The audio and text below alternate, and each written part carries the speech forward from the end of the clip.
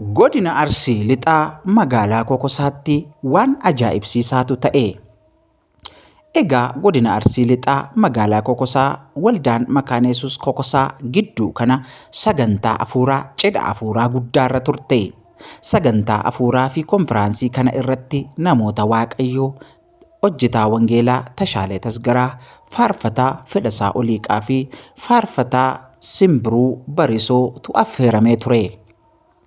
Egaan akkuma beekamu sagantaan biyya sanatti qophaa'u yeroo baay'ee sagantaa akka kana sagantaa bal'aa hin ta'u.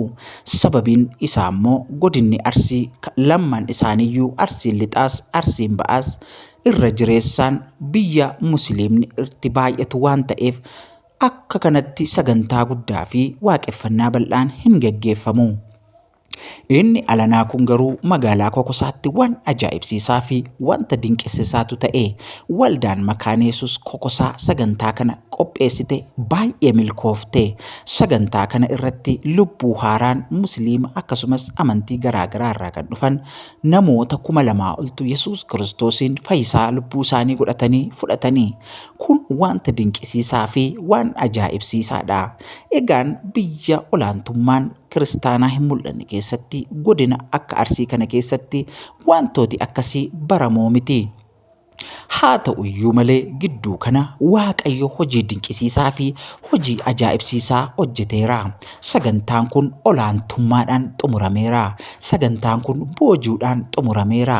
Namooti Waaqayyoo tajaajilaaf gara sana deeman gammachuu isaanitti dhaga'ame karaa garaagaraa karaa miidiyaa isaanii ibsataniiru. Maarree kana caalaa maaltu nama gammachiisa? Yesuus Kiristoos gara sanas dhuunfachaa jira. Arsiin kan Yesuus ta'aa jira. Kallattii garaagaraan biyyi hundumtuu kana booddee Yesuus Kiristoosiin dhuunfatamaa jira. Egaa olaantummaa wanta biraa osoo hin taane olaantummaan Kiristoos kana booddee ni lallabama. Yesuus Kiristoos kaleessa har'as boris bara baraan gooftaadha. Inni bara baraan isa jiraatudha. Yesuus hin fayyisaa. Yesuus hin jiraachisaa.